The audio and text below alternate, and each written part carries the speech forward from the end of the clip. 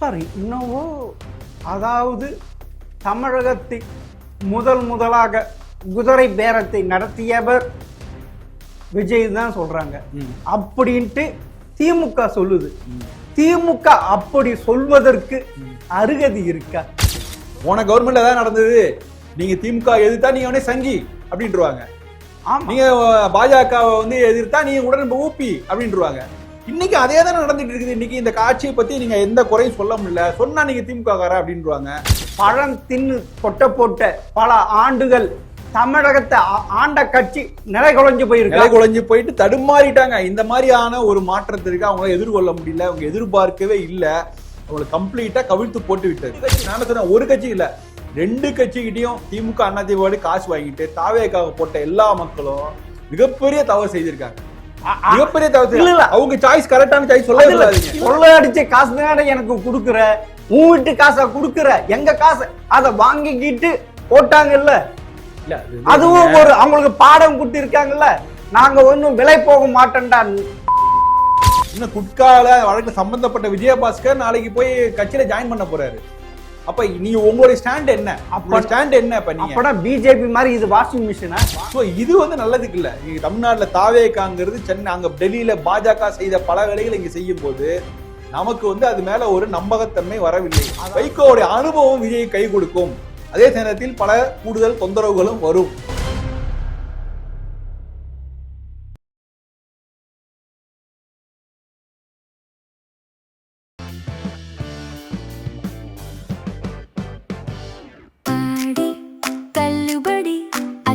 பேரும் அல்லம்படி 6 முதல் 60% வரை ஆடி தள்ளுபடியுடன் super Saravana stores, Chennai, Madurai, Kovai.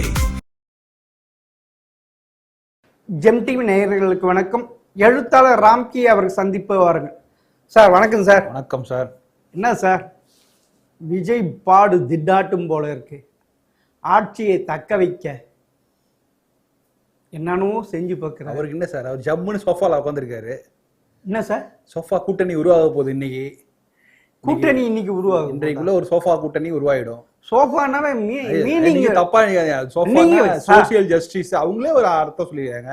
Social justice, forward thinking, action oriented அப்படின்னு சொல்றாங்க. அதனால அவங்களே சொன்னதுதான் சொல்றாங்க. அதனால ஒரு ஒரு புது விதமான சோஃபாங்கிறது ரொம்ப கவர்ச்சிகரமா இருக்குது. ரொம்ப ஈஸியா போய் சேரும். நீங்க முற்போக்கு கூட்டணி, மதச்சார்பற்று அதெல்லாம் போய் மக்களுக்கு ரீச், அதெல்லாம் பழைய காலம் முடிஞ்சு போச்சு.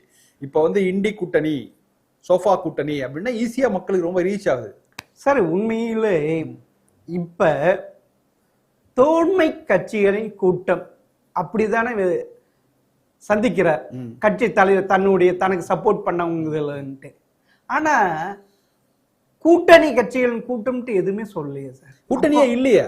இப்பதானே தோழமை கட்சிகள் கூட்டம் சேர்றாங்க. இப்ப அது கூட இடதுசாரிகள் வரலன்ட்டாங்க. ஆமா, இப்ப முதல்வர் வைப்பா சந்திச்சிருக்காங்க. என்னன்னா, நாங்க உங்களுக்கு கூட்டணிக்குள்ள வர மாட்டோம், வெளியில இருந்து ஆதரவு கொடுக்குறோம், பிரச்சனைகள் அடிப்படையில் ஏதாவது சொல்லுவாங்க. ஸோ அவங்க எப்படி கூட்டணிக்குள்ள வர போறது இல்லை. பட் ஒரு கூட்டணி ஒரு கூட்டணிங்கிற பேரு கொடுத்துதான் ஆகணும். அந்த பேர் என்ன அப்படிங்கறது முடிவு பண்ணு. எல்லாரும் அவர் விரும்புறாரோ இல்லையோ இவங்க விரும்புறாங்க. ரெண்டாவது அவர் பல இடங்கள்ல அவர் தனித்து தான் போட்டு நூற்றி இருந்தாலும் அவர் நிறைய இடம் சொல்லும் போது இது கூட்டணி ஆட்சி தான், மைனாரிட்டி கூட்டணி ஆட்சி தான் அவரே சட்டமன்றத்திலே முதல்வர் பேசினார். ஸோ அப்படிங்கும்போது அவருக்கு ஒரு விருப்பம் இருக்கு. ஒரு கூட்டணியா சேரும் போது ஒரு கான்ஃபிடண்டா இருக்கும்னு அவர் நினைக்கிறாரு. இதே மாதிரி திருமாவளவனும் வைகோ போன்றவர்களும் ஒரு கூட்டணிக்காக தயாராக தான் இருக்காங்க. அன்னைக்கு தோழமை கட்சியோட கூட்டம்னு இருந்தாலும் இன்னைக்கு என்ன பேசுவாங்கன்னா, நம்ம ஒரு கூட்டணியா அமையலாம், ஒரு கூட்டணிக்கு பேர் வச்சிடலாம், நம்ம அடிக்கடி சந்தித்து பேசலாம் அப்படி சொல்லுவாங்க. எனக்கு என்னமோ அது இந்தியா கூட்டணியோட பெட்டரான கூட்டணியா இருக்கும்னு தான் நான் நினைக்கிறேன். சார் உண்மையிலே இப்ப தாவேக ஆட்சியில் பங்கு பெற்றுள்ள கட்சிகள் காங்கிரஸ் நம்பலாம், IUML நம்பலாம். ஆனா விசிகாவையும் 2 கம்யூனிஸ்ட் நம்பவே முடியாது சார். விசிகா தலைவர் என்ன சொல்லி இருக்கிறாரு, நாங்க ஆட்சியில தான் பங்கு பெற்றிருக்கோம், இன்னும் தாவேக்கா கூட கூட்டணி வைக்கல, நாங்க எப்ப வேண்டுமானாலும் ஆதரவை விலக்கிக் கொள்ளு பொது வெளியில போட்டு வச்சுட்டு உடச்சிருக்காரு சார். அவர் சொல்றாரு. ஆனா இன்னைக்கு இந்த கூட்டம் நடக்க போகுது பாத்தீங்களா? இந்த கூட்டத்துக்கு அப்புறம் என்ன மாதிரி பேசுறாங்க. நேத்தி மாலை திருமாவளவன் பேசுனதுலேயே உங்களுக்கு தெரியும். நேத்தி மாதமே அவர் கடுமையா பேசுறாரு. திமுக எதிர்க்கிற ஒரு சூழலுக்கு வந்துட்டாரு அவரு. ஸோ இப்போ வைகோலாம் சப்போர்ட்டிவா இருக்கும்போது அவர் துணிஞ்சு அந்த விஷயத்துல இறங்குவார். முன்னாடி ஒரு தயக்கம் இருந்தது, திருமாவளவனுக்கு ஒரு தயக்கம் இருந்தது. அவர் திரும்ப திரும்ப என்ன சொன்னாருன்னா, நாங்க வந்து ஸ்டாலின் முதல்வர் ஆகும்னு சொல்லி தான் மக்கள்கிட்ட போய் ஓட்டு கேட்டோம். ஸோ இப்போ எங்களுக்கு விழுந்த வாக்கு எல்லாமே ஸ்டாலினை முதல்வர் ஆக்குறது தான். இப்போ வந்து அரசியல் சூழல் மாறி இருக்குது. நாங்கள் வேறு வழி இல்லாமல் இந்த அரசை, இந்த ஆட்சி கலைந்து விடக்கூடாது, ஜனாதிபதி ஆட்சி வந்துடக்கூடாது, பாஜக உள்ள வந்துடக்கூடாதுங்கிறதுக்காக நாங்கள் ஆதரிக்கிறோம். ஸோ வேறு வழி இல்லை, ஆதரிக்கிறோம். அதனால எங்களுக்கு மனது ஒரு கஷ்டமாக ஆதங்கத்தோடு தான் இருக்கேங்கிறாரு. இப்போ இன்னைக்கு ஆதங்கத்திற்கு ஒரு மருந்து போடுறாரு வைகோ. கவலைப்படாதீங்க, நீங்க எடுத்த டிசிஷன் கரெக்டு தான், என்னை போல பாருங்க, எந்த விதமான யோசனையும் இருக்கக்கூடாது, அந்த கவலையெல்லாம் படக்கூடாது, முழு மனதாக நம்ம இந்த அரசை ஆதரிக்கணும் அப்படிங்கிற ஒரு தைரியம் கொடுத்துருப்பாருல்ல. இப்போ இன்னைக்கு கூட்டணி கட்சிகள் சாயந்தரம் பேசும்போது ஒரு முடிவுக்கு வந்துருவாங்க. நாளை முதல் அநேகமாக விஜய் தலைமையில், தாவேகா தலைமையில் ஒரு கூட்டணி ஒரு பேருக்கு கிடைச்சிடும்னு நினைக்கிறேன். ஸோ இப்போ அதனால அதுக்கப்புறம் அவங்களுடைய அரசியல், அன்றாட அரசியலுங்கிறது ஒரு ஸ்ட்ரீம் லைன் கொண்டு வந்துருவாங்க. இல்ல போனா, அதாவது இவர் சட்டமன்ற தேர்தலுக்கு முன்பாக, அதாவது இரு கம்யூனிஸ்ட் கட்சிகளுக்கும் திமுக 25 கோடி கொடுத்து தேர்தலுக்கு, அதே மாதிரி விஜயும் 2 கம்யூனிஸ்ட் கட்சிகளும் கொடுத்திருந்தா இந்த கூட்டத்தில் கலந்து கொண்டு இருப்பாங்களோ?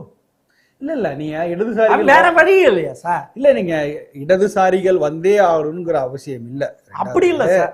ரெண்டாவது, அவங்க ஒரு கூட்டணிக்குள்ள வரணும்னு கூட அவசியம் இல்லை. இப்ப நீங்க எல்லாம் கொஞ்ச நாளைக்கு தான், எல்லாம் கொஞ்ச காலம், தற்காலிக தீர்வு தான் இது. ஆக்சுவலா திருமாவளவன் இந்த கூட்டணி நீடிப்பார், வைகோ நிச்சயமா இருக்கவர். எங்ககிட்ட எம்எல்ஏ எம்பி இல்லைனாலும் நாங்க கூட்டணி நிச்சயமா நீடிக்க போறோம். அவரு ரொம்ப தெளிவா திமுக அகைன்ஸ்டான ஒரு ஸ்டாண்ட் எடுத்துட்டாரு.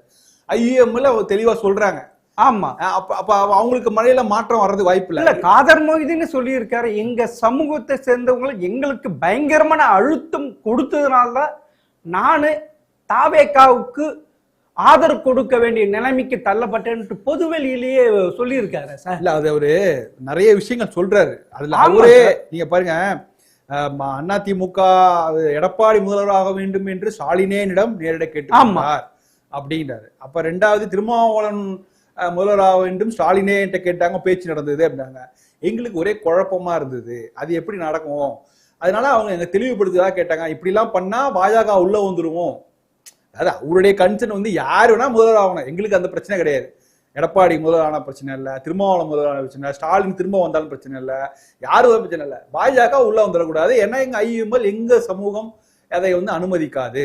அதனால நாங்க வந்து வேறு வழி இல்லாமல் அந்த கூட்டணி, அவருடைய ஸ்டாண்ட் கரெக்டு தானே. ஸோ இப்போ இஸ்லாமிய பெரும் சமூகத்தினுடைய ஆதார வாக்கு வங்கியோட ஒரு கட்சி இருக்கும்போது அப்படி ஒரு ஸ்டாண்ட் தான் எடுப்பாங்க. ஆனா பட் இடதுசாரிகளை பொறுத்த வரைக்கும் அவங்க கொள்ளி ஒரு பிரச்சனை அடிப்படையில தான் ஆதரிக்க போறாங்க. அவங்க கிட்ட நம்பர்ஸ் இருக்கு, சீட் இருக்கு, அதை பயன்படுத்திக்கலாம்னு நினைக்கலாம். ஒருவேளை இந்த அதிமுக வர்றவங்க எல்லாம் ஆல் விஜயபாஸ்கர்ஸ், வேலுமணி, ஆல் மணிஸ், எல்லா மணியும் வர போறாங்க. அவங்களாம் வந்த பிறகு, ஒருவேளை இடைத்தேர்தல் முடிந்த பிறகு, இந்த ஆட்சிக்கு ஒரு பெரிய ஒரு ஸ்ட்ரென்த் கிடைச்ச பிறகு, அப்புறம் இடதுசாரியோட ஆதரவு தேவையில்லையே.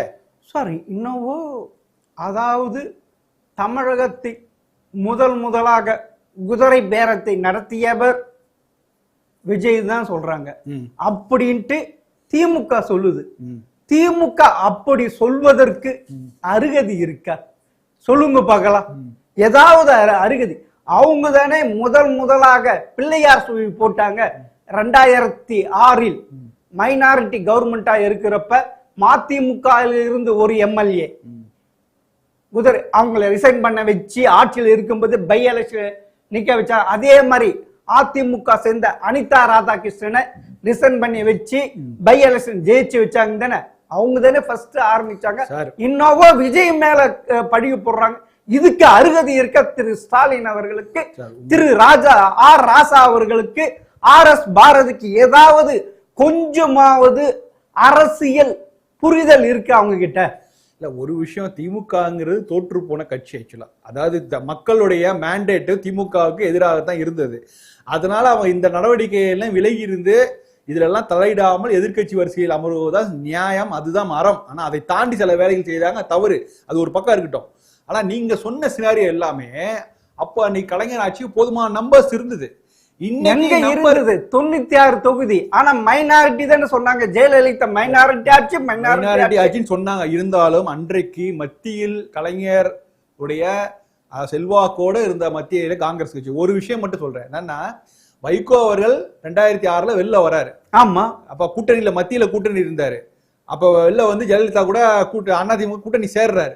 சொன்னோடனே காங்கிரஸ் என்ன அறிவிக்குதுன்னா, மாநிலத்தில் வேணா வைகோ போயிட்டாரு, மத்தியில் எங்களுடன் கூட்டணி நீடிக்கிறார் அப்படின்னு சொன்ன உடனே ஒரே நாள்ல அப்ப உடனடியா காங்கிரஸ் அந்த ஸ்டேட்மெண்ட்டை வாபஸ் வாங்கிட்டேன். ஏன்னா கலைஞர் தான் எல்லாமே முடிவு பண்ணோம், கலைஞர் தலைமையில தான் இங்க திமுக தலைமையில தான் கூட்டணி தான் இங்க நாங்க வந்து செய்யறதுக்கு இல்லை அப்படின்னு வாபஸ் வாங்கிட்டாங்க. ஸோ அது போல அது மாதிரி சுச்சுவேஷன்லாம் பார்த்த போது இன்றைக்கு இந்த மாதிரி ஒரு சுச்சுவேஷன் மாறும் போது நீங்க அன்னைக்கு வந்து முழுக்க முழுக்க கலைஞருடைய கைப்பிடியில இருந்தது நம்பர்ஸ் அவங்க கிட்ட இருந்தது. எங்க சார் இருந்தது? அதாவது காங்கிரசும் பாமகவுடைய ஆதரவோடு கம்யூனிஸ்ட் ஆதரவோடு தான் அந்த ஆட்சி நடந்தது இருந்தது. அது மைனாரிட்டி ஆட்சி தான். இன்னும் கேட்டா அந்த கூட்டணி வெற்றி பெறுவதற்கு கூட்டணி கட்சிகள் வாக்குகள் வாங்கிவிட்டு கூட்டணியில பங்கு பெறல சார். அப்படிப்பட்ட திமுக சார், அப்படிப்பட்ட கருணாநிதி, அப்படிப்பட்ட அதுதான் கலைஞருக்கும் விஜய்குல ராஜதந்திரம் சொல்லுவாங்க. கலைஞரோட ராஜதந்திரமே அதானே. நீங்க வந்து கடைசி வரைக்கும் காங்கிரஸே தன்னை கைக்குள்ள வச்சிருந்தார், பாமகவை கைக்குள்ள வச்சிருந்தார். அதுதான் பெரிய ராஜதந்திரம். ஒருவேளை அந்த மைனாரிட்டி கவர்மெண்ட்ல ஒருவேளை காங்கிரஸோ பாமகவோ இடம் பெற்றிருந்தால் அன்னைக்கு நடக்கிற ஆட்சிங்கிறது ரொம்ப மோசமான ஆட்சியா நீங்க தவறாக சொல்றீங்க. ஏன்னா மத்தியில் UP1 மைனாரிட்டி ஆட்சி, அதுக்கு இதே பாமக ஆதரவு வேணும், காங்கிரஸ் அது அந்த இதெல்லாம் வேணும், திமுக ஆதரவு வேணும், இரு கம்யூனிஸ்ட் கட்சிகள் ஆதரவு. அதனால இங்க ஆட்சியில பங்கு கொடுக்கல. இல்லப்பன 2006லயே திரு கருணாநிதி தலையில் குட்டு வச்சிருப்பாங்க, இன்னைக்கு வைக்கிறாங்கல்ல, அது சரியில்லை இது சரியில்லை. நாம என்ன சொல்றோம்னா 2026ல குதிரை பேரம்ங்கிறது வந்து ஒரு ஒன்னும் பெரிய அது ஒன்னும் கடுமையான விமர்சனம் செய்தில்லை. குதிரை நீங்க ஒரு நிமிஷம் இன்னைக்கு விஜய் இருக்கிற கட்சிக்கு இடத்துல நீங்க விஜய் இடத்துல எடப்பாடி இருந்திருந்தால் என்ன மாதிரியான விமர்சனம்லாம் வந்திருக்கும்?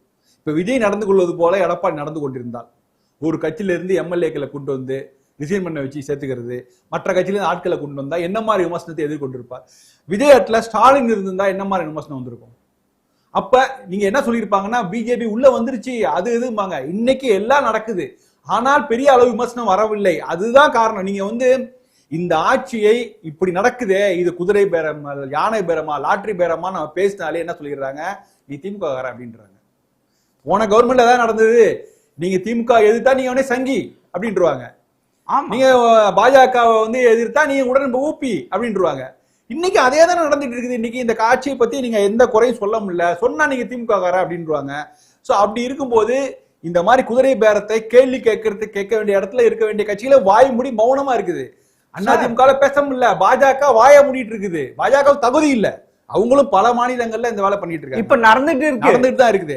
ஆனாலும் இன்னைக்கு இன்னைக்கு தமிழ்நாட்டு சூழல அவ்வளவு ஒரு மௌனமா யாரையும் வாயை திறக்காம யாரு வேணாலும் எங்க வேணாலும் கிளம்பி போங்கப்பா என்ன வேணாலும் பண்ணிக்கிற நிலைமைக்கு தமிழ்நாட்டு அரசு வந்து ஒரு நிர்மூலமா குலைஞ்சு போயிட்டு நிலை குலைந்து விட்டது அப்படின்னு நம்ம சொல்லணும். அப்பனா அதாவது பழம் தின்னு கொட்டை போட்ட பல ஆண்டுகள் தமிழகத்தை ஆண்ட கட்சி நிலை குலைஞ்சு போயிட்டு தடுமாறிட்டாங்க. இந்த மாதிரியான ஒரு மாற்றத்திற்கு அவங்களால எதிர்கொள்ள முடியல, அவங்க எதிர்பார்க்கவே இல்லை, அவங்களை கம்ப்ளீட்டா கவிழ்த்து போட்டு விட்டது.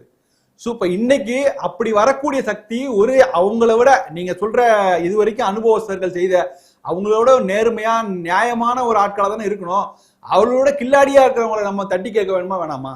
என்ன நடந்திருக்கு டெய்லி நீங்க திங்கள் டு வெள்ளிக்கிழமை வர்ற நியூஸ், நாளைக்கு சனிக்கிழமைன்னா உடனே ஒரு பெரிய கூட்ட பணம் இருக்கு, அட்வான்ஸ் புக்கிங்ல போயிட்டு இருக்கு. இன்னைக்கு விஜயபாஸ்கர் தான் சொல்றாரு, நாளை காலை 9 மணிக்கு மாமல்லபுரம் ஹோட்டல்ல இணைப்புட நடந்துட்டு இருக்கும் அப்படிங்கிறாரு. இதெல்லாம் என்ன சார்? இதெல்லாம் இப்படி ஒரு அரசியல் எதுக்கு? நீங்க அப்ப என்ன, நீங்க அப்ப உங்களுடைய எதிர்பார்ப்புகள் என்ன? இப்ப இந்த மாதிரி ஆட்களை ஏன் வந்து விஜய் என்கரேஜ் பண்றாரு? அப்பனா நீங்க சொல்றன்னு விஜயை தேர்ந்தெடுத்த வாக்களித்து 108 சிங்கிள் பார்ட்டியா கொடுத்து அந்த வாக்களித்த ஒரு முட்டாள்கள் ஆக்கிறாருன்றீங்களா? தூய ஆட்சி கொடுப்பார், ஊழலற்ற ஆட்சி கொடுப்பார் என்று நம்பிதான் அவருக்கு வாக்கு போட்டாங்களா? ஒரு அமைச்சர் அவர் கரிஸ்மாட்டிக்கு பார்த்து ஓட்டு போட்டாங்களா? ஒரு அமைச்சர் ஒரு எம்எல்ஏ தாவேகா எம்எல்ஏ சொல்லியிருக்காரு. என்ன சொன்னாருன்னா, தமிழ்நாட்டு மக்கள் செஞ்ச ஊழல் இந்த சமீபத்துல மக்கள் செஞ்ச ஊழல் தான் பெரிய ஊழல்ங்கிறாரு. எல்லார்டையும் காசு வாங்கிட்டு தாவேக்காக ஓட்டு போட்டாங்க. ஆமா சார், மக்களை அது அதை வந்து இது போல செஞ்ச மக்களை கூனி குறுகி நிக்க வேணாம். ஆமா சார், இந்தியாவில் எந்த மாநிலத்தில் கரெக்ட் அதான் சொல்றேன். அப்ப நீங்க காசு வாங்கின மக்கள் நீங்க வந்து என்ன பண்ணிருக்கணும், அந்த கட்சிக்கு நீங்க ஓட்டு போடுங்கன்னு சொல்ல, தப்பான காசு தான். நீங்க நோட்டாக்கு போட்டிருக்கணும். நோட்டாக போட்டு இந்த இந்த சிஸ்டமே பிடிக்கல இவன் 2 கட்சி, நான் சொன்னேன் ஒரு கட்சி இல்ல 2 கட்சிகிட்டையும் திமுக அதிமுக காசு வாங்கிட்டு தாவேக்காக போட்ட எல்லா மக்களும் மிகப்பெரிய தவறு செய்திருக்காங்க. மிகப்பெரிய தவறு. அவங்க சாய்ஸ் கரெக்டான சாய்ஸ் சொல்லாதீங்க. இல்ல, தமிழகத்துல இந்த கூத்துல அரங்கேறது வேற மாநிலத்தில் இப்பதானே கொஞ்சம் கொஞ்சமா பரவி இருக்கு. அதாவது 2011 சட்டமன்ற தேர்தல் நடக்கும்போது இந்திய தேர்தல் கமிஷன் எங்களால் வாக்குப்பட்டி கொள்ளை கூட பூத் கேப்சர் கூட எங்களால் தமிழகத்தில் ஓட்டுக்கு பணம் கொடுக்குது எக்காலத்து யாராலும் தடுக்க முடியாதுன்னு சொன்னாரு. அது சரியான மாற்றம் தான், நிச்சயமா புரட்சிகரமான மாற்றம் தான். ஆனா அப்படி ஓட்டு போட்ட மனுஷன் என்ன நினைச்சு போட்டான்னா ஒரு மாற்றம் வரும் தானே போட்டான். ஆமா, திமுக 1500 ரூபாய், அண்ணா திமுக 1000 ரூபாய் வாங்கிட்டு தாவேக்காவுக்கு போட்டாங்க. ஒரு மாற்றம் வரணும்னு நினைச்சுதான் போட்டான். எவனும் வந்து இங்க கொடுப்பாங்களா இதை விட அதிகமான எலெக்ஷன்ல அதிகமான காசை வந்து தாவேக்கா கொடுக்குன்னு நினைச்சு அவனும் ஓட்டு போடல, மாற்றத்துக்காக தான் ஓட்டு போட்டான். அப்படி நிஜமாவே மாற்றத்துக்கு ஃபுல் ஸ்டாப் வைக்கணும்னா நீங்க தாவேக்காவுக்கு போட்டுருக்க கூடாது. இன்னைக்கு அதை அவங்க பெருமையா நினைக்கிறாங்க. அவங்க இதை பாருங்க எப்படி நடந்திருக்கு. மிகப்பெரிய மக்கள் ஊழல் பண்ணாங்க. ஒரு விதத்துல ஒரு கரெக்ட். தமிழக மக்கள் ரொம்ப புத்திசாலி தானே. நீ திமுகவும் சரி அதிமுகவும் சரி கொள்ளையடிச்ச காசு தானே எனக்கு கொடுக்குற, உன் வீட்டு காசை கொடுக்குற, எங்க காசை அதை வாங்கிக்கிட்டு போட்டாங்கல்ல. அதுவும் ஒரு அவங்களுக்கு பாடம் கொடுத்து இருக்காங்கல்ல. நாங்க ஒன்னும் விலை போக மாட்டோம்டா, நாங்க ரொம்ப விலை இல்ல இரு திராவிட கட்சிகள் அப்படிதானே சொல்லி இருக்கிறாங்க. விலை போகிறதுங்கிறது ஓட்டு போதில்ல, நீங்க கை நீட்டி பணம் வாங்கிட்டாலே விலை போய்விட்டதா அர்த்தம். அது நீங்க அந்த கட்சிக்கு துரோகம் எழுதிட்டீங்க. நீங்க கையை வாங்கிட்டு காசை வாங்கிட்டு ஓட்டு போடலன்னா நீ சம்பாதிச்ச உழைச்சு ரத்தம் சிந்தி வேர்வை சிந்தி சம்பாதிச்சுதான் சொல்றேன். கொள்ளை அடிச்சது இரு திராவிட கட்சிகளும் இது எந்த விதத்திலையும் நியாயப்படுத்தவே முடியாது. நீங்க நியாயப்படுத்தலாம் சார். மக்கள் நேர்மையான மக்களா தான் கொடுத்த காசு வேணாயான்னு சொல்லியிருக்கணும். காசையும் வாங்கிட்டு அந்த காசு வாங்கினதுல இருந்தே அவங்க கரப்ட் ஆயிட்டாங்க. அதுக்கப்புறம் திரும்ப வந்து இல்ல நான் காசை வாங்கிட்டு அவனுக்கு போடுறதுல இது ஒரு சாகசமா பெருமையா சொல்லி அதுவும் ஸ்டாலின் ஆட்சியில் எவ்வளவு கொடுமை நடந்தது. அவரு 4 வருஷமா மே மாசம் வெயில்ல பட்ட கஷ்டம் தெரியல. இப்ப 2026 மேலதான் கஷ்டப்படுவாங்க, இது பண்ணுவாங்க. டூருக்கு 2000 ரூபாய் கொடுத்தா யாருக்கு ஏன் அது யார் அப்பனா தமிழக மக்கள் முட்டாள்கள். அதாவது நாய்க்கு பிஸ்கட் போட்ட வாழை ஆட்டிட்டு வந்துருவாங்க அப்படிதான் நினைச்சா திரு ஸ்டாலின் அவர்கள். அந்த கோபாலபுரம் குடும்பம் நீங்க வந்து அது வந்து நீங்க சொன்னது சரி. திமுக மட்டும் இல்ல அண்ணா திமுகவும் பணம் கொடுத்தாங்க. ஆமாங்க சார். திமுக கூட்டணி கட்சிகள் இடதுசாரிகள் போட்டிடுற தொகுதியில கூட திமுக போய் பணம் கொடுத்தாங்க. அது ஏமாந்து போயிட்டாங்க. ஆக்சுவலா அது வந்து செய்ய வேண்டிய பாவம். உண்டி குலுக்கணும் சார், உண்டி குலுக்கி சம்பாதிக்கிறோம் சார். அவங்க கிட்டயே 25 அசிங்கப்படுத்திட்டாரு. இதுல யாரும் மறுக்கவே இல்ல. இதை வந்து அவன் கொடுத்தது நிஜம். ஆனா இதுல கள்ள மௌனம் காட்டிட்டு இருந்தவங்க யாருங்க? இடதுசாரிகளும். இந்த மாதிரி எப்படி இங்க கை நீட்டி பணம் வாங்கலாம் அதுக்கு இணையான தவறை செய்து இடதுசாரிகள். இல்லைங்க எங்க தொகுதியில கொடுக்காதீங்க, நாங்க போட்டி போயிடல, உங்க வேலையை பாருங்க, நாங்க பார்த்து சொல்ல முடியுது அவங்களால. இன்னைய வரைக்கும் வாயை திறந்து சொல்ல முடியல என்ன நடந்தது, எதற்காக நீங்கள் திமுக ஆட்சியை வந்து நீங்க என்ன விமர்சனம் ஒரு விமர்சனம் செய்யலைங்க. அதான் பிரச்சனை என்னன்னா நீங்க மதிமுக எடுத்துங்க, இடதுசாரி எடுத்துங்க, வைகோ திருமாவளவன் எல்லாரும் என்ன சொல்றாங்கன்னா இந்த ஆட்சியை காப்பாத்துனதுக்காக நாங்க சப்போர்ட் பண்றோம் அப்படின்னு சொல்றாங்க. ஒரு வைகோ ஒரு பக்கம் போய் எங்களுக்கு சின்னம் தரப்படவில்லை, தொகுதி தரப்படவில்லை, எங்களுக்கு பதவி இல்லை, சென்ற முறை 4 இடத்துல வந்து உதயசூரியன் சின்னத்துல இன்னும் ஆனாலும் எங்களுக்கு பதவி இல்லை அப்படிலாம் பதவியே சொல்றாரு. ஓரளவுக்கு ஒரு உண்மைக்கு நெருக்கமா வராரு. ஆனால் இவர்கள் யாருமே திமுக கூட்டணி கட்சிகள் யாருமே நீங்க சொல்ற அந்த பணம் கொடுத்த விஷயத்தை இன்றைய வரைக்கும் அவங்க தவறு கண்டித்து ஒரு வார்த்தை பேசதில்லை. சென்ற ஆட்சியில 5 வருஷம் நடந்ததில்ல அந்த தவறுகளை இன்னைய வரைக்கும் அவங்க ஒரு வார்த்தை கூட பேசவே இல்லை. அது வைகோ என்ன சொல்றாரு, அது எங்க கூட்டணி தருமோ, நாங்க அதெல்லாம் வந்து இப்ப சொல்றாரு சொல்லியிருக்காரு கரப்ஷன் இனிமேலாவது கமிஷன் இனிமேல நான் உண்மையிலே சந்தோஷம். அப்ப அட்லீஸ்ட் அவராது அப்பனா ஒத்து இருக்கு, அது நடந்திருக்கு, ஒத்துக்கிறாரு. நடந்தது அதை ஒத்துக்கொள்ள அது ஒத்துக்கிட்டாரு. இப்ப ஒரு ஸ்டெப் கம்ப்ளீட். அடுத்த ஸ்டெப்ல என்ன சொன்னா தொடர்ந்து வைகோ அவர்கள் சென்ற 5 ஆண்டு காலம் நடந்த விஷயங்களையும் பேசணும், இப்ப நடந்துட்டு இருக்க விஷயங்களையும் பேசணும். சென்ற 5 ஆண்டுக்கு இதுக்கு என்ன மாற்றம் நடந்திருக்குங்களா தொடர்ந்து வைகோ பேசுவார்னு நினைக்கிறேன். அநேகமா இன்னைக்கு புதிய கூட்டணி குழந்தைக்கு பேர் வச்சு அதற்கு வந்து கன்வீனரா வைகோ அவர்கள் வருவதற்கு வாய்ப்பு இருக்குன்னு ஒரு செய்தி வருது சார். இப்ப திரு ஸ்டாலின் அவர்கள் திரு உதயநிதி அவர்கள் குதிரை பேரம் பண்ணியிருக்காங்கல்ல, மதிமுகவின் 2 எம்எல்ஏக்கள் வாங்கி இருக்காங்களா, அவங்க சின்னத்துல நின்றாலும் மதிமுக தலைவர் ரிசைன் பண்ணிட்டு வான்னு சொல்லியிருக்க. ஏன் அது திமுக போனாங்க? ஏன் மதிமுக பொதுக்குழு கூட்டம் நடத்த ஏன் வரல? இல்ல நீங்க இதுல குதிரை பேரலாம். இது குதிரை பேரம் தான். அதுக்கு பாருங்க, குதிரை பேரம். அந்த ரெண்டு எம்எல்ஏஸுமே திமுகவுடைய வேட்பாளர்களாக நின்னாங்க. ஆமா சார், அரசியல் சாசன பிரகாரம் திமுக எம்எல்ஏ. அது எந்த வித மாற்றம் இல்ல. அவர்கள் எடுத்த டிசிஷன் கரெக்ட். இன்னைக்கு என்ன சொல்றாரு அவங்க, திரும்ப ஒரு ரியாக்ஷன், நாங்க ரிசைன் பண்ணிட்டு போய் நின்னா எங்களால ஜெயிக்க முடியாது, யதார்த்தத்தை பேசிருக்காங்க. தலைமை என்ன சொல்ல அது கேட்க வேண்டியது தானே. அதை மீறி விஜயபாஸ்கர் முடிவு எடுக்கலையா? இந்த 6 எம்எல்ஏக்கள் முடிவு எடுக்கலையா? அப்ப அதனால இவங்க இன்னைக்கும் ரிசைன் பண்ணிட்டு போனா அவங்களுக்கு தெரியுது அந்த தொகுதியில சூழல் எப்படி இருக்குன்னா, ரிசைன் பண்ணிட்டா திரும்ப அவங்களுக்கு வாய்ப்பு கிடைக்காது. அவங்களுக்கு கிடைக்காத வாய்ப்பை நாங்கள் விட்டு தர தயாராக இல்லை. நாங்க கட்சியை விட்டு தரோம், ஆனா நாங்க பதவியை விட்டு தரோம் மட்டும் அவங்க தெளிவா இருக்காங்க. அவங்க யதார்த்தத்தோட இருக்காங்க. அவங்க அப்படியா சார்? மற்றவர்களுக்கு கட்சிக்கு அவ்வளவு இல்ல அல்லது இல்ல கட்சிக்கு அவ்வளவு விசுவாசமா இருக்கிறாங்கன்றீங்களா? கொடுக்கப்பட்ட ஆஃபர் கம்மியா இருக்குது, இன்னும் கொஞ்சம் கூடுதல் ஆஃபரை கொடுத்திருக்க வேண்டும் அவர்களுக்கு. அதுதான் சொல்றாரு. உங்களை நான் திரும்பவும் அமைச்சர் ஆக்குறேன், பெரிய பதவி வாங்கி கொடுக்குறேன்ட்டு வைகோ சொல்லி இருக்காரு இல்ல. நீங்க இல்ல அந்த 2 எம்எல்ஏக்களுக்கு நேரடியாக ஆஃபரை கொடுங்கள். நீங்க தான் சொல்ற தாவேகா தலைமைக்கு அவங்க கொடுக்குற செய்தி என்னன்னா, எங்களை நேரடியா அணுகுங்கள் தான் சொல்றாங்க. இந்த 6 எம்எல்ஏவை நேரடியா அணுகுறாங்க. அவங்களுக்கு நடுவுல தலைமை வரல. இங்க வைகோ மதிமுக தலைமையை மீறி தானே நீங்க அவங்க 2 எம்எல்ஏ போய் ரீச் பண்ண முடியும். கஷ்டமா இருக்கு. ஆமா சார், மதிமுக சேர்ந்தவங்க, அதனால மதிமுக யாரு அதுக்கு யாரு அவங்க கிட்ட தான் பேசுவாங்க, எம்எல்ஏ கிட்ட பேசுவாங்க. இல்ல நான் என்ன சொல்றேன், அந்த 2 எம்எல்ஏக்கள் நிறைய எம்எல்ஏக்கள் வரத்தான் போகிறார்கள். கொடுக்கிற ஆஃபரை பொறுத்து வரதான் போகிறார்கள். எவ்வளவுக்கு எம்எல்ஏ உங்களுக்கு வேணுமோ அவ்வளவுக்குள்ள நீங்க பர்ச்சேஸ் பண்ணிட்டு போயிட்டே இருக்கலாம். அதற்கு அவர்கள் வெளிப்படையா அவங்க தயாராக இருந்து பண்ணா போதும். இது நடுவுல நான் கட்சியை சேர்ந்துட்டேன், இப்ப என்ன அடிப்படையில இந்த ஆட்சிக்கு மதிமுக ஆதரவு அளிக்கிறது? சரி, அப்படி நீங்க பண்ணுனா என்ன பண்ணலாம்? நீங்க அந்த எம்பி பதவி இருக்குல்ல, திருச்சி எம்பி பதவி, அதையும் ரிசைன் பண்ணிட்டு ஒட்டுமொத்தமா நாங்க இனிமேல் இல்லையே. ஆனா நீங்க என்ன தெரியுமா, ஆனா அவர் தனியாக தீப்பெட்டி சின்னத்தில் நின்று இருக்கார், அதை ஏத்துக்கணும். புரியுதுங்களா? அவர் உதயசூரிய சின்னத்துல நின்று ஜெயிச்சிருந்தா அதை நீங்க சொல்ற மாதிரி ராஜினாமா செய்யணும்ட்டு இதுன்ட்டு அந்த வாக்குகள் நேரு ஆதரவாளர்கள் அன்பில் மையம், அதுல மதிமுக ஓட்டு இல்ல, கம்யூனிஸ்ட் ஓட்டு இல்ல, பிசிக ஓட்டு இல்ல, எல்லாம் திமுக ஓட்டு தானே. அது இல்ல இது கேளுங்க, இது கூட்டணி தர்மம். என்ன சார், அவர் நீதி நேர்மை அறம்லாம் பத்தி பேசுனா ரிசைன் பண்ணிட்டு வரணும். சரி பாப்போம். இன்னைக்கு ஒரு கூட்டணியா உட்கார்றாங்க, கூட்டணியா பேசி முடிவு கொள்வாங்க. இந்த கூட்டணி உருவாகினால் நிச்சயமாக திமுக எதிர்ப்பை தான் முன்னெடுத்து அவங்க பேசி ஆகணும், போயாகணும். ஆமா சார், என்ன பேச போறாங்கிறது பார்த்தாங்க. இதை தவிர வேற என்ன அவங்க எதிர்க்கிறது யாரு இருக்கா?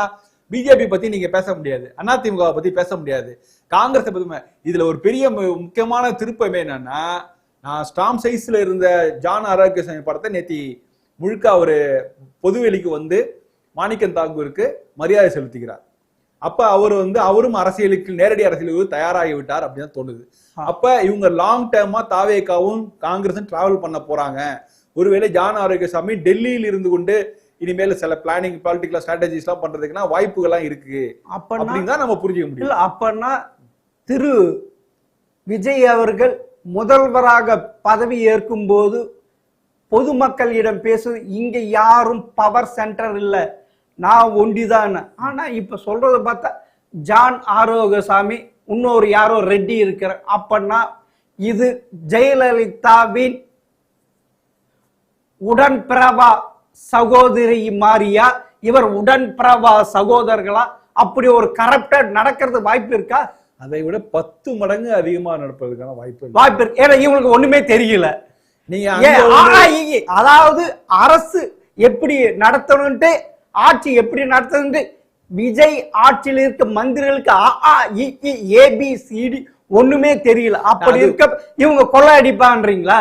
அது ஒரு பக்கம் நிச்சயமா இன்எக்ஸ்பீரியன்ஸ், அனுபவம் இல்லாதது, அரசியல் அவரோட புரிது அவர் பக்கம் இருந்தாலும், இங்க என்னன்னா மன்னார்குடிக்காரர்களுக்கு ஒரு கட்சியை சார்ந்தவர்கள், மன்னார்குடி மாபியா ஒரு மாஃபியா ஒரு பக்கம் ஒரு சமூகத்தை சேர்ந்தவர்கள், ஒரே உறவினர்கள், ஏதோ ஒரு கான்செப்ட் இருக்குது. பட் இங்க இருக்கிற இப்ப இருக்கிற பவர் சென்டர்ஸ் நீங்க அந்த கான்செப்ட்ல உள்ள அடக்க முடியாது. ஆனா இதுல ஒவ்வொரு தூரத்துல இருந்து ஒவ்வொரு ஸ்டேட்ல இருந்து வந்தவங்களா. ஆமா, 2 பேருமே தெலுங்காரங்க தானே. ஜான் ஆரோக்கியசாமி தெலுங்காரு, ரெட்டியும் தெலுங்கார். அப்பனா இது பேன் இந்தியா இல்ல, ஏற்கனவே டெல்லியில் தமிழக சிறப்பு அவரும் ஒரு தெலுங்கார். அப்பனா தமிழகம் என்ன, தமிழர்கள் யாருமே எதுவுமே இல்லையா? தமிழர்கள் யாரும் இல்ல, அதான் நிதர்சனம். இங்க இப்ப என்னன்னா ஏகப்பட்ட power centres, political strategist John Arokiasamy பொது வெளியில் உலா வருகிறார். அங்க தைரியமா வராரு. பிரவீன் சக்கரவர்த்தி இருக்கார். எவ்வளவு எல்லாரும் வராங்க. நிறைய பவர் சென்டர்ஸ் இருக்காங்க. இந்த பவர் சென்டர்ஸ் தான் பேசுறாங்க. அவர்கள் தான் இந்த ஆட்சியை கட்சியை நகர்த்திட்டு போறாங்க. இந்த பவர் சென்டர் ஆட்சியை எப்படி நடத்தணும்ட்டு, நல்லா நடத்தணும்ட்டு இது பண்றாங்க. இல்ல, எப்படி ஊழல் பண்ணலாம். அதாவது 2021 இருந்து 2026 வரைக்கும் இதுவரைக்கும் கேள்விப்படாத கட்சி நிதி என்ன பண்டு, பிஎஃப் பார்ட்டி ஃபண்ட் புதுசா ஒரு அதே மாதிரி இவங்க உருவாக்குவாங்களா? அதுக்கு நிச்சயமா புது பார்ட்டி ஃபண்ட் என்ன புதுசா? அது பழைய பிஎஃப். அது வந்து ஏற்கனவே கொடுத்த பழைய கட்சி வளர்ச்சி நிதிங்கிற பேர்ல கட்சிக்காரர்கள் கேட்டுட்டு இருந்தது. லஞ்சங்கிற பேர்ல சாதாரண அதிகாரிகள் கேட்டு இருந்தது. கமிஷன்ங்கிற பேர்ல அதிகாரிகள் கேட்டு கான்ட்ராக்ட் கொடுத்திருந்ததுதான். அதற்கு பார்ட்டி ஃபண்டுன்னு பேரு. இது ஒரு காலப்போக்கில் மாறும். இதெல்லாமே ஒரு ஒரு வருடங்கள் நீடிக்கலாம். ஒரு வருடத்துக்கான ஷோ தான் ஆக்சுவலா. சார் நீங்க வந்து இந்த கரப்ஷன் எல்லாம் தடுக்க முடியாது. நீங்க வந்து கீழே சாமானிய மட்டத்துல இருந்து ஹை லெவல் வரைக்கும் இருக்குது. இவங்க சொல்றது வந்து ஒரு ஷோகேஸா நாங்க அதை நிறுத்திட்டோம், எல்லாத்தையும் மடை மாத்திட்டோம், அந்த ஃபண்டெல்லாம் கவர்மெண்ட்டுக்கு வருது அப்படிங்கிறதெல்லாம் வந்து எப்படின்னா அந்த கருப்பு பணத்தை ஒழிச்சு எல்லாம் நாங்க இந்தியாக்குள்ள கொண்டு வந்துடுவோம் மாதிரியான அதெல்லாம் வந்து அதுக்கு என்ன ஆதாரம் இருக்கு? அதனால இவங்க சொல்றதுக்கு ஆதாரம் இருக்க போதில்ல. இவங்க சொல்றது எல்லாமே 30% உறைஞ்சிச்சு, 40% ஒழிஞ்சிச்சுலாம் எப்படி அவங்க சொன்னால ஓட் பேங்க் அது மாதிரிதான். இதுல எல்லாம் நான் நம்ப தயாராகலை. நம்ம என்ன சொல்றோம், இந்த ஆட்சி ஒரு பாசிட்டிவான விஷயங்களை செய்ய ஆரம்பிச்சு ஒரு புதிய மாற்றங்கள். நான் பாசிட்டிவான விஷயம் கூட சொல்ல, சென்ற ஆட்சிகள் திமுக அதிமுக செய்யாத விஷயங்களை செய்யணும்னு நினைக்கிறாங்க. அது எந்த அளவுக்கு சக்சஸ் ஆகணும் அது ஒரு பக்கம் இருந்துட்டு போட்டோம். ஆனால் நம்ம என்ன பார்க்கணும், ஒரு பக்கம் ஒரு பக்கம் ஒரு காட்சி என்ன நடக்குதுன்னா எல்லா கட்சியிலும் சேர்ந்தவர்கள்லாம் உள் பக்கம் அழைச்சிக்கிறாங்க.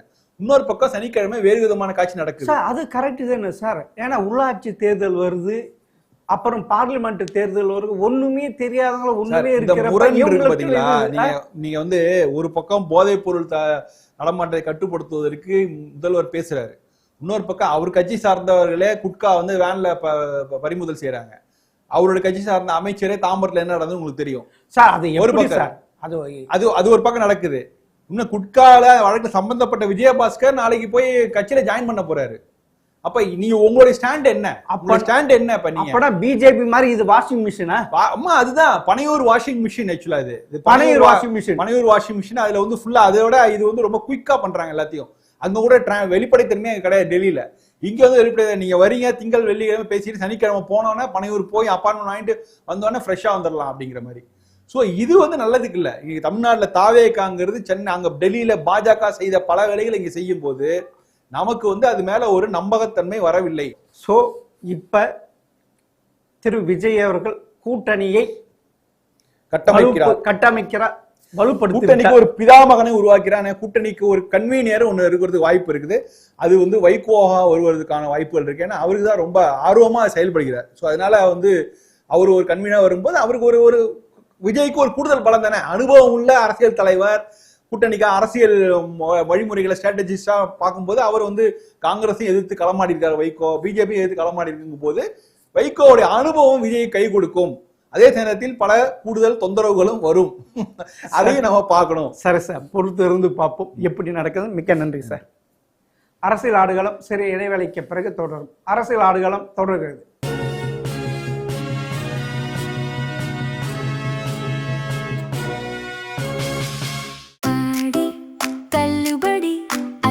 பேரும் அல்லம்படி 6 முதல் 60% வரை ஆடி தள்ளுபடியுடன் சூப்பர் சரவணா ஸ்டோர்ஸ், சென்னை, மதுரை, கோவை.